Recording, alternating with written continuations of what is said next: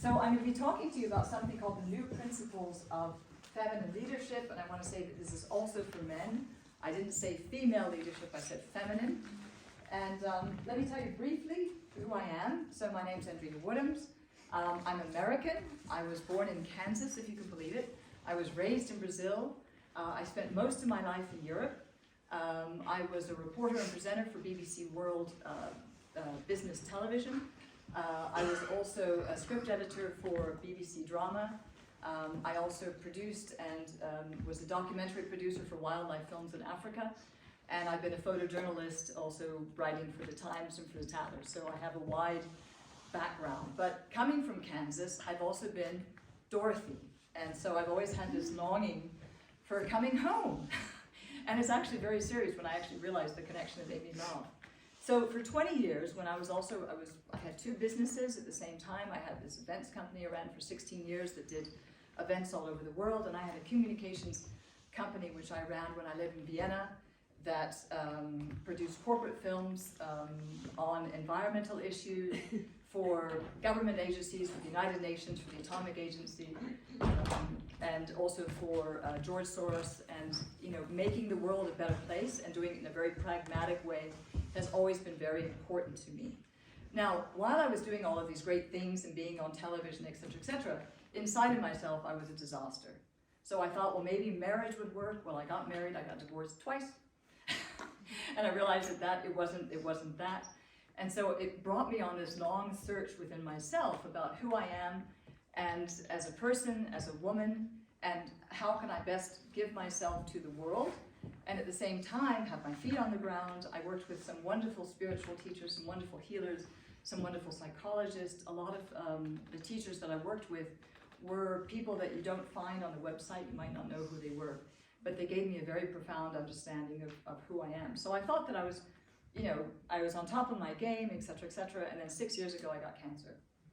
And it was life-threatening, it was also disfiguring, it was on my cheek, it was a very deep melanoma. They had to take my cheek off and put it back on. At the same time this happened, I lost most of my money in a fraudulent business affair, and I also lost my home, and I lost my parents. So that's what's called, I call it a cosmic kick. And I'm sharing that with you, so if you're feeling that at any time in your life, you feel like life has been pushing you around, and it's a very, very uncomfortable feeling, don't worry about it. It means that life is doing that intentionally. And it wants you to wake up, and I'm not talking about woke. It's wanting you to wake up to a larger reality which is available to all of us and which we don't realize. And especially, I've written a couple books about this. I thought I was an expert, so it was a very humble experience to realize that, having the cancer. And when this happened to me, I said, well, this is on my face. I can't hide it. If I'm talking in front of audiences, I can't pretend to be this wonderful guru, etc., when I have this scar running down my face. And I said, well, it's on my face, what am I not facing? And I realized it was myself. And I had all these wonderful words. Boy, I was really, really convincing, probably more convincing a couple of years ago. But I really, actually hadn't gone deep inside of myself. And I realized that it was depth that was missing. It was the depth of really who I am. I sounded really good, but I didn't know what that was. And so I spent the next 5 years, I stopped my company. I sold all my possessions, and I said, okay, I'm going to become nomadic because I had to lower my, my costs. And I said, I'm going to become nomadic for the next couple of years while I'm writing this book that has been sitting on my soul, which I finished. And I said, then, when this is finished, I'm going to take a new direction because I realized that I have to share what I call my inner garden, with the world, because it seems like we're living in times of transition. It's a very uncomfortable period of time to be living in. But also, from where I am and the perspective that I have, it makes life much more comfortable because you start seeing it in a different way and also start being with yourself in a different way. And so therefore you become part of what I call the solution, not part of the problem. So that's who I am, and I put all of this knowledge together in what I call depth leadership. Because I said, how can I share, some rather unusual parts of myself with the world? And if you notice really, really, really impactful leaders, what is it about them? There's an essence, there's an intangible quality that they have. And you can say, okay, well, they're moving like this, or they're saying these words, and etc. But it's something that you can't feel. And you say, well, what is it that they have? And it's depth. You know, they're connected with something within themselves that it makes a difference. And they also have they see you, or you feel like they see you. And so it's more intimate, which is something which is greatly lacking in our social media world. And so I put this essence, and I call it, this is what's called the feminine. So I'm sure all of you heard, you know, it's like yin yang, you know, the two polarizing, I'm sure all of you know that, the two polarizing energies that come together, yin and yang, Shiva or Shakti, masculine, feminine. We all have it. Women have an easier access to it because we're women, but men have it equally. And in our Western world, we've been taught to be wonderful at this kind of raw. It's the right side of the body, you know, it's the left side of the brain, it's the Nike, go for it. You know, come on, you can do more, you can do more, you can do more. And it's exhausting. I don't know about you, but it's exhausting living that way. Because it's like having a match that you can say, okay, this is great, but it's not sustainable. Because at the end of the day, you're with yourself at 3 o'clock in the morning. And you say, what's this all about? You know, it's exhausting. So what this is helping people come home to be more balanced within themselves, because you're connecting with this other side of you. As I said, it's the left side of the body, right? It's the right side of the brain. It's the part of you that understands that things are circular. And it makes a big shift. And if there's one thing that I can give all of you, is that if you can leave with one shift of perception that makes a change to your life, you have made my day. You know, a shift of consciousness, because it meets with, no matter what you're doing, you're going to be taking that into the world. And that's very meaningful to me. So let's talk about this, because I want to give you some examples about how you can do that. Feminine principle number 1, build deep foundations. If you look about, when you're building skyscrapers, if you could see under the earth these incredibly deep foundations, this is what happens when you go inside. You know, if you're living on the top of a skyscraper, boy, you get, you know, it's very unstable, but if you're actually down and you've got these foundations, then you feel more stable within yourself. And this makes a huge shift whether you're working in relationships or actually whether you're doing business. So I have got something for you. Can you tell me, if you are working in business, what are the values or the characteristics of your ideal business partner? You can just say it out loud or something. Trust. Integrity. Honest. Empathy. Loyalty. Love. What? Authenticity. I have 2, Commitment. And even if they drive me crazy and I want to rip their head off, which sometimes happens, they're complimentary to me. You have an ideal business partner already, and it's there with you, and it's your body. Okay, it's your body. Now we don't think of, if you think of all of those things that we said, that is the relationship that you have with your body. When you're born, there's only one thing that you're going to have with you until the day you die, and that's your body. That's your body. And your body only has one MO, and that is to make sure that it can take care of you to the best of its ability until you die. So that's a pretty good partner to have. We don't treat our bodies that way, do we? You know, they should look a certain way, and we only get mad at them when they start falling apart. But in fact, when you start understanding that your body is your best business partner, because it's going to be coming with you wherever you go, it will make a shift with whatever you do, because you're going to start changing your relationship with your body and start taking care of it much, much better, because your body has an innate ability to heal on its own. And as humans, we've been doing, especially humans that are much more in our left brain, we have been abusing our bodies horribly. You know, our bodies are also having to deal with a lot more pollution and things that we can't see, viruses that are out there. And sometimes the body's doing things which then we take lots of pills. I'm not saying you should or shouldn't kind of fix it, and because we don't trust that the bodies actually know what it's doing at all times. So how I live is I do understand, even though I had cancer, that my body was doing the best it could. It had a lot of things to say to me, and it forced me to stop in the best way it could, because the only way the body talks is through pain. You know, it makes you listen. So what happens is that you start changing, and I'm going to show you how to do this, and this is how I help people so that they can actually do this. This isn't, I'm not giving you words, this is a physical process. That how most of us are living are like that triangle, right?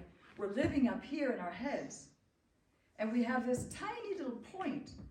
Our connection with, you know, the earth is tiny. And so we're out of balance. Well, of course we're out of balance. How can a triangle like that be in balance? And so what happens, you start lowering your center of gravity so that you actually interact with the world from here. And there's an Asian martial arts, call it the Dantian. I call it, because I'm from Kansas, home. And it's a place that you can access. It's not physically in your body, but you access it through your body. And what happens when you start lowering your center of gravity and living life from here, then what happens? It allows your heart to open, and you start using your mind as the tool that it was meant to be. So it does not diminish your mind. Actually, it makes it much more clear. And it's a huge change how you are with yourself when you start realizing. Another thing is that you are wearing your bodies. Okay, we wear our body like a meat suit. Okay, but the essence is what's wearing the body, which means that gender issues and color issues and all of these issues disappear when you realize that I'm just an essence who happens to be wearing a body of a woman talking to another essence, or if you're in a business deal and a lot of things that you thought were so important just go away, because then you can talk essence to essence. People feel that in you because you can see who that person really is. And that's very, very, very impactful. So this is what happens. You start using it, but your center of ability, because this is a physical process, is much more grounded and stable on the earth, which is home, right? We're here on the earth. It's very, very stable. And you're walking on the earth because you start connecting with the earth much more, you start connecting with your body much more, and you start connecting with people much more, because you can only talk to a person from the depth within you have found yourself. So if you're up here, you can only meet that in that person. The deeper you go within yourself, the more you can see and act with other people. It's very, very powerful. I want to move on quickly. Feminine number 2.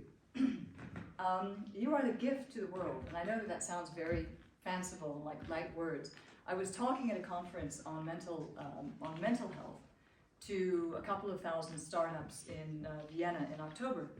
And it was fascinating because they were all panicking because there's this hustle culture. We're all hustling for more business, hustling to look better, hustling to meet something, hustling to be something outside of ourselves. And I found that all of these amazing young people doing these amazing things were in a complete panic inside of themselves because they were suffering from mental load, they were suffering from emotional overwhelm, and they were also suffering from this sense that, you know, the time is going so fast and the world is in a mess, and I want to make an impact on the world, and there's not time enough. And it was this, and I realized that there was no trust. You know, I said there's no trust in yourself, there's no trust in actual what's happening in the world, in the place. So when I said you are a gift and your work is only an extension of who you are, when you realize that your work is only an extension of who you are, it lightens the load a bit. Because frankly, if you're going to be doing another business deal, or you're out there, you're giving talks, this is outside of your control. And you might very well, it might happen, it might not happen, you might do the best you can. But when you realize that it doesn't really matter, of course you can do the best you can. We all want to do that. But you are the gift. Then it also lightens the load on yourself. So what's in the way? Emotions. And everyone has emotional overwhelm. So I'm going to be talking very briefly about emotions. You are not your emotions. Emotions flow through you. Okay? You're bigger than your emotions. And there's two things. What happens with emotions, you have feelings. Feelings act as guideposts to guide you. This is a good business deal. I can work with that person. I can't work with that person. I can live here. I don't want to live there. I can do that deal. It comes within you. That's another reason why you want to go inside. Emotions come from outside of you. They're like the winds of change happening around you. And if you're living up here, you're going to be caught away in those emotions. So if you have any pains in your body, I can, because I know our time is short, I can show, does anyone have any pains in their body? We all have to. Yeah. Where? Yeah. I suffered from polyarthritis and I healed it, but I still have it a little bit in the hands and the feet. Hands and feet, right, it's the extremities. Well, what you'll do is that coming home, of course, it opens up the metabolism so that you're actually present also in the hands and feet. The joints, oftentimes, when you have pains in the joints, my greatest teacher suffered from degenerative arthritis. So she lived in a body that was falling apart, which is what caused her to find a place underneath that pain and not suffer from it. Anger is held here. Okay, these points here. Do you ever feel that? Fear is here. You might also feel in yourself. I can feel my solar plexus because I'm talking to you, so there's a little bit of fear there. It's tight. The back of the legs. I'm just giving you a few things here, but there's a lot which is in the body. Along here is also a disconnect from the earth. There's also fear. It's held when this is held very tightly. There's all places in the body which is where stress is held, and it's because the body holds emotions in the muscle tissues. That's why it's good to have massages. It's good to move that. Another, of course, if you're doing a business deal, a very easy point, of course, is if you press here. I'm just giving you that. And if you have something, what I call an ouch point, anywhere on the body, an ouch point. Here, if you have a headache, you can move these lines along here, and you keep rubbing that point, and you'll suddenly find it's kind of like a release, and you'll start going deeper into your body, and you'll feel much more better, and it'll keep your mind clear. So don't worry about the emotions. The only way that you can clear emotions is by feeling them. Okay? And for example, if you're holding on to a lot of emotions, they're like, especially anger, it's like Velcro. So if you're holding on to unexpressed emotions inside of you, and we all are, and you meet someone, I was going to do an exercise, but I don't think we have time because I want to make sure there's time for other people, then you won't get caught up with their anger, because you're just grounded, and it just kind of goes, and it just goes through you, which makes you much more effective in any business deal, because someone can be very aggressive, and you don't have to be aggressive in return just because they're that way. You almost act like this magnet, and people suddenly start becoming much more peaceful when they're around you.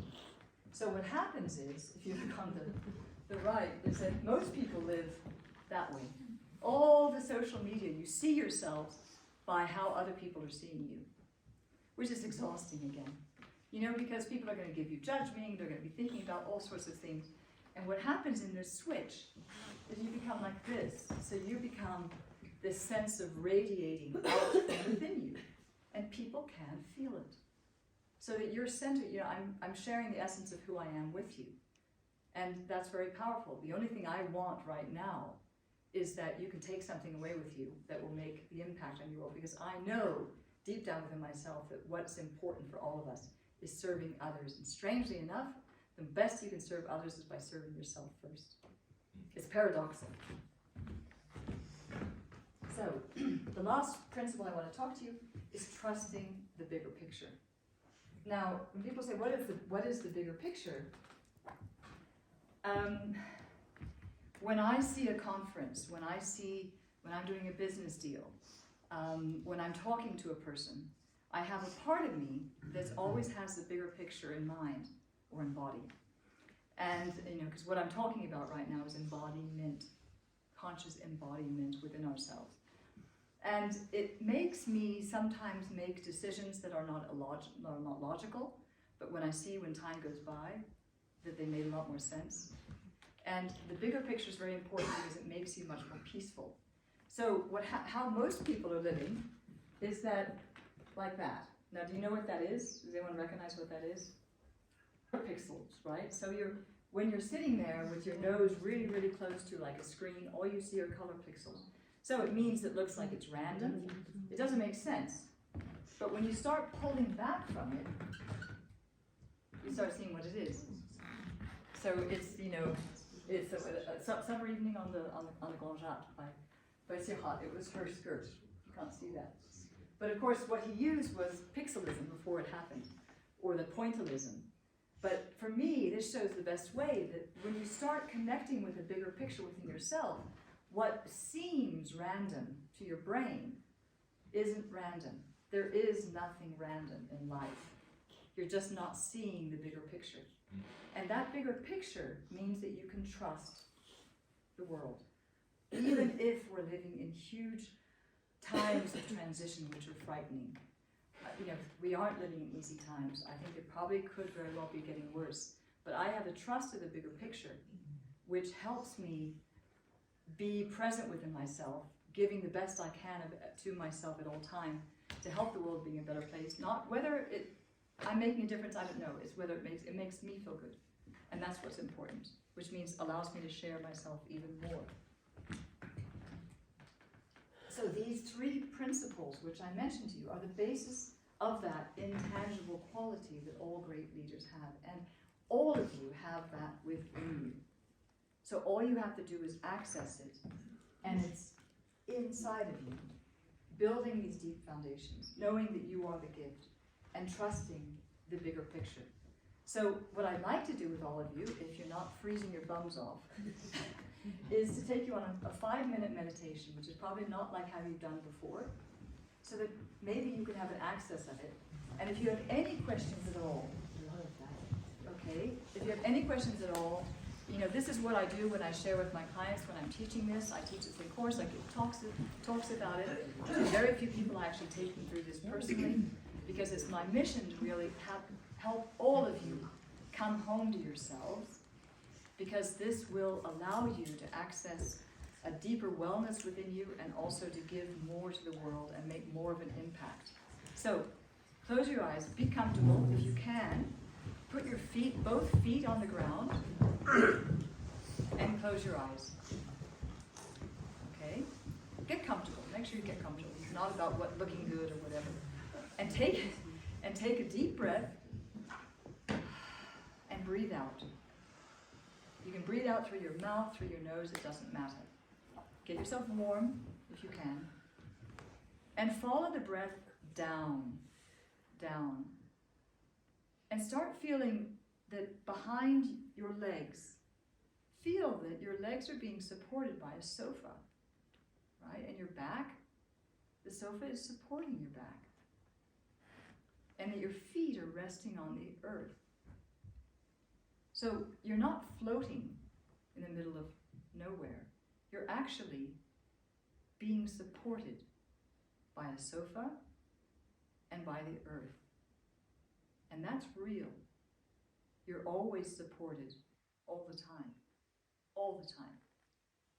Take another breath. As deep as you can. Expand your lungs and just breathe out and follow the breath down. So the image is a little bit like melting. You know, you have a glass with sand that's in it. We're all up in our heads. And there's nothing you have to do. Just let gravity do its work. And just come down. Feel your feet. Feel your legs. Feel your back. Feel the muscles relaxing.